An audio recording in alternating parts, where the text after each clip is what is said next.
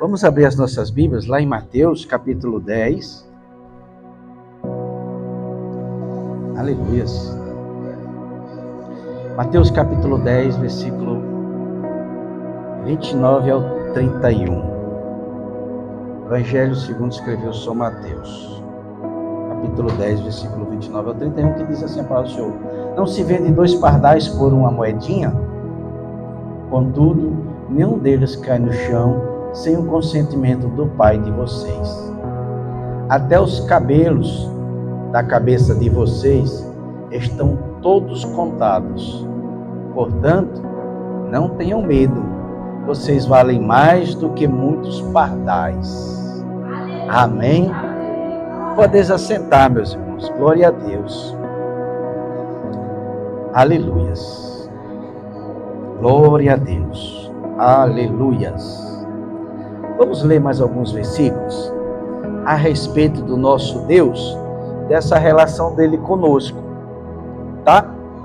Então vamos lá. Salmo 91, versículo 9 e 10, diz assim: Se você fizer do Altíssimo o seu abrigo, do Senhor o seu refúgio, nenhum mal o atingirá, desgraça alguma chegará à sua tenda.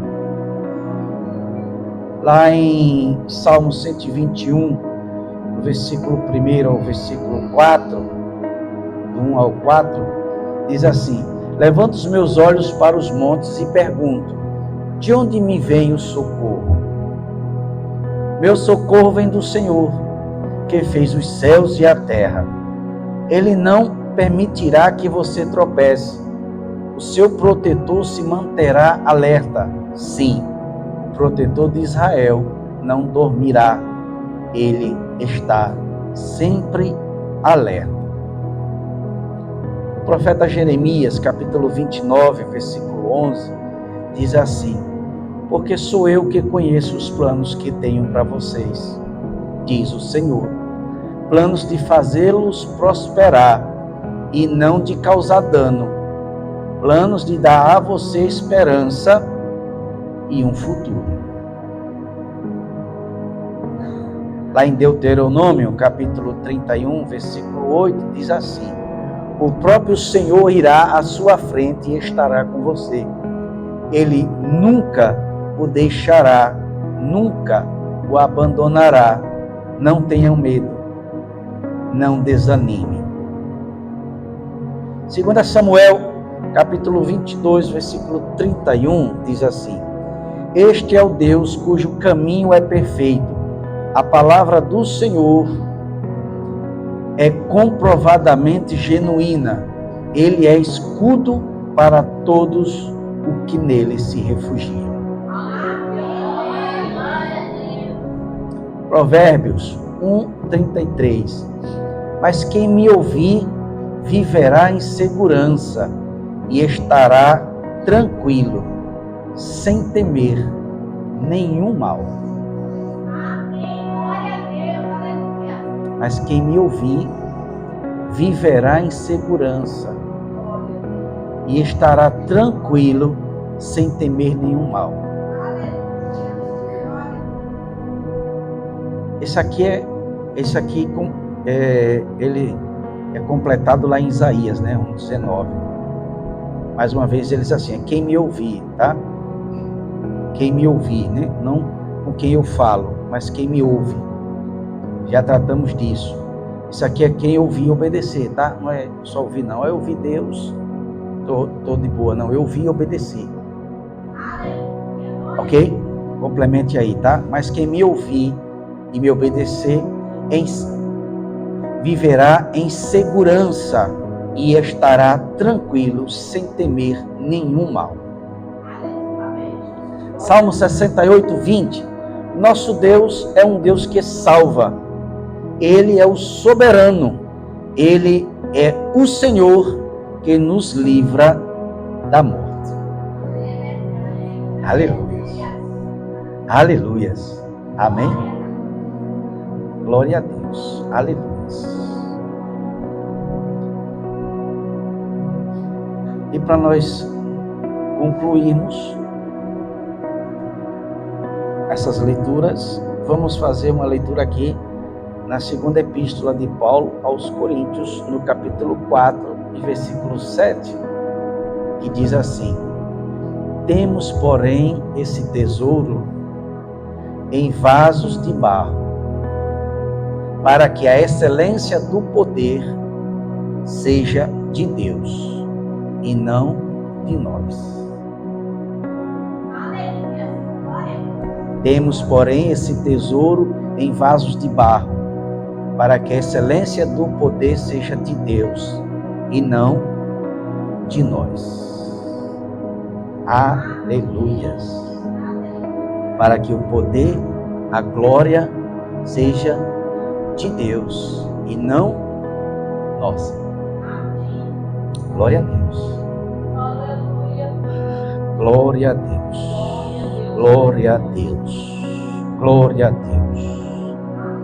O que é que a palavra quer dizer para nós? Eu vou resumir tudo isso em uma frase: quem tem Deus, tem tudo. Amém, aleluia. Glória a Deus, aleluia.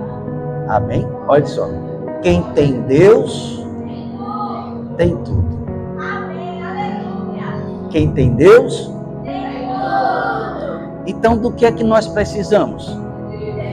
Unicamente. Unicamente. Exclusivamente de Deus. É disso que nós precisamos. De Deus. Amém? Do que é que nós precisamos? Somente. Porque quem tem Deus, aleluia. Aleluia. Então, do que é que nós precisamos? Somente. Você precisa de carro, de casa, de comer, de beber? Não, você precisa de quê? Porque quem tem Deus, aleluia. Quem tem Deus, tem tudo. Aleluia. Quem tem tudo não tem Deus, mas quem tem Deus tem tudo. Aleluia. Quem tem Deus tem tudo, quer dizer que Deus tem um cuidado muito grande da gente, e Deus cuida de todas as nossas necessidades, Deus cuida de todos os nossos problemas, Deus nos dá livramento, Deus nos dá bênção, Deus nos abençoa, Deus nos faz crescer, Deus nos faz prosperar aqui nesse mundo. Mas, gente, entenda, o Senhor diz assim para a gente: que adianta o homem ganhar o mundo inteiro e perder a sua alma? Então, o Senhor tem para a gente bênçãos materiais. Sim, tem. Tem, nós estamos aqui. Ele quer nos abençoar aqui. Ele quer nos abençoar aqui com toda a sorte de bênçãos. Mas entenda, não é para a gente se apegar a essas coisas. Não é para a gente se vangloriar dessas coisas. Não é para a gente se orgulhar dessas coisas. Porque essas coisas são passageiras. São passageiras. Elas vão passar. Então Deus quer nos abençoar. Quem tem Deus, neste mundo e no porvir. Neste mundo e no mundo que se seguirá. Então, Deus, quem tem Deus, não vai ser abençoado só aqui não. Com bens materiais, com família abençoada, com família próspera. Não. Por quê? Isso é o mínimo. Porque isso é insignificante. Para Deus, as riquezas do mundo são insignificantes. Não tem valor. Não tem valor. Aleluias. O que tem valor são as riquezas celestiais. Então, quem tem Deus, quem é fiel a Deus, vai ter tudo. vai ser abençoado nesta vida e na vida seguinte. Glória a Deus. Amém? Então, o que é que nós precisamos fazer? Nós precisamos buscar a Deus. O que é que faz separação entre o homem e Deus? O que é que faz separação? O que é que afasta o homem de Deus? É o pecado, é a desobediência. Então, quando nós pecamos, quando nós desobedecemos, nós nos afastamos de Deus e, consequentemente, nós começamos a perder Deus. E a gente já não pode mais dizer, eu tenho Deus.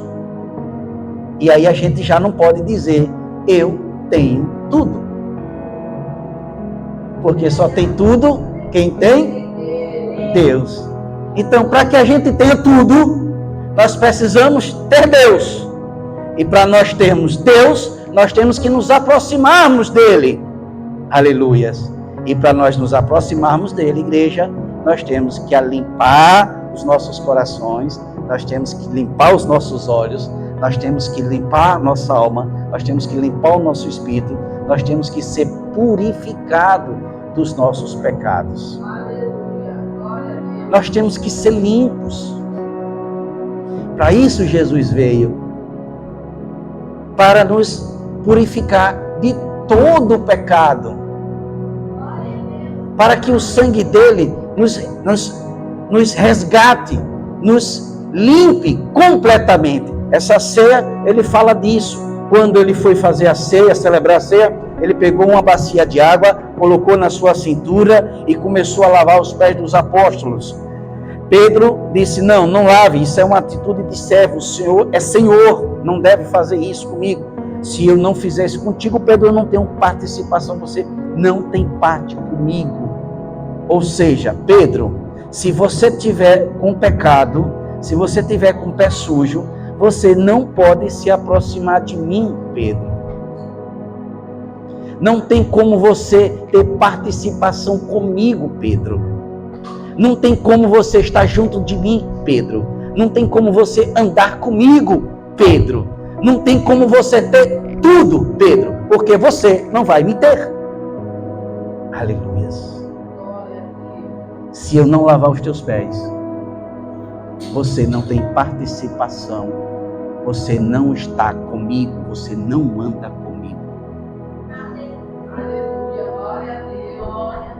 Pedro queria andar com o Senhor? Sim ou não? Sim. Tinha outra maneira de andar com ele?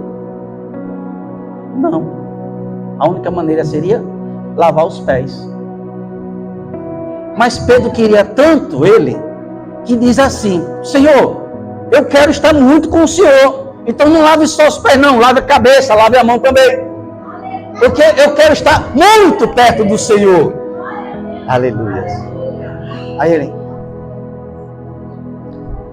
Pedro, você já fez a sua decisão ao meu lado, você já foi limpo. Aquilo que foi limpo, não precisa limpar de novo, mas somente os pés. Só precisa limpar aquilo que sujou, não aquilo que foi limpo. Quando a gente aceita Jesus como Senhor e Salvador, a Bíblia diz que Deus lança o nosso pecado no mar do esquecimento.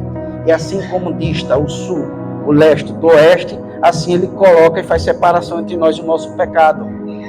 Então, quando a gente aceita Jesus como Senhor e Salvador, ele pegou, escuta, aqueles pecados daquele dia para trás e nos purificou completamente, nos deu vestes novas, calçou os nossos pés e colocou no nosso dedo o anel da herança. Naquele dia que nós levantamos Jesus, as mãos para aceitar Jesus como Senhor e Salvador, naquele dia, naquele momento, nós nos encontrávamos completamente limpos. Naquele momento, nós poderíamos nos aproximar do Senhor, do nosso Deus, porque nos encontrávamos completamente limpos. Aleluias. Mas nós saímos daquele momento, nós andamos, E quando nós andamos, nós voltamos a praticar o pecado. E quando nós voltamos a praticar o pecado, a gente suja os nossos pezinhos. E quando a gente suja os nossos pezinhos pela prática do pecado, o Senhor diz: se eu não limpar o pé de vocês, vocês não têm parte comigo. Se vocês não reconhecerem o pecado de vocês, os novos, os antigos já foi, os novos, se vocês não reconhecerem que você voltou a infringir a minha lei, se vocês não reconhecerem que voltou a desobedecer, que vocês sujaram os pés de vocês e se arrepender e pedir perdão para que eu lave os pés de vocês, vocês não podem se aproximar de mim. Vocês não podem andar comigo. Vocês não podem estar comigo. Aleluias. E aí a gente volta para a pergunta inicial. Se a gente não estiver com Deus, porque quem tem Deus, quem não tem Deus, está privado das coisas. Está privado. Está privado desses textos que nós lemos. De nenhum mal chegar à nossa tenda, está privado. Está privado de nos guardar dia e noite, está privado. Está privado de Deus nos salvar, está privado. Porque tudo isso que nós lemos aqui está resguardado para aqueles que têm o Senhor, que anda com Ele, que abriu a mão da sua própria vida, que abriu a mão dos seus projetos, dos seus sonhos, para se submeter à vontade de Deus e à sua lei e à sua palavra. Então nós precisamos ser fiéis, obedientes. A palavra de Deus diz que Jesus venceu não por ser filho de Deus, mas Jesus venceu por ter sido fiel, obediente. E ele diz: todo aquele que assim o fizer também vencerá. Amém? São muitas as dificuldades que nós enfrentamos para obedecer o Evangelho. São muitos problemas que nós temos para obedecer o Evangelho. Mas eles não devem ser, ou não devem se opor, ou se pôr entre nós e Deus. Nós temos que arrancar esses problemas da frente. Nós temos que jogar ele lá para trás e buscar o Senhor. Estar junto de Deus, tirando todo e qualquer problema, toda e qualquer dificuldade, todo e qualquer empecilho. Nós temos que removê-los para que a gente chegue até Deus. Para que a gente tenha tudo.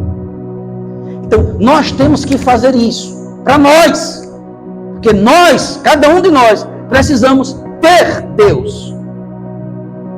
Para que nós sejamos abençoados. Como disse o apóstolo, cada um dará conta de si. Cada um tem que ter essa atitude. Cada um tem que ter Deus. Cada um de nós. Então eu preciso ter Deus para ser cuidado por Ele. Eu preciso ter Deus para ser abençoado por Ele. Eu preciso ter Deus para que Ele me livre da morte. Eu preciso ter Deus. Aleluias. Quando a pessoa tem Deus, que ele é abençoado e ele passa a ser uma fonte de bênção. Por quê?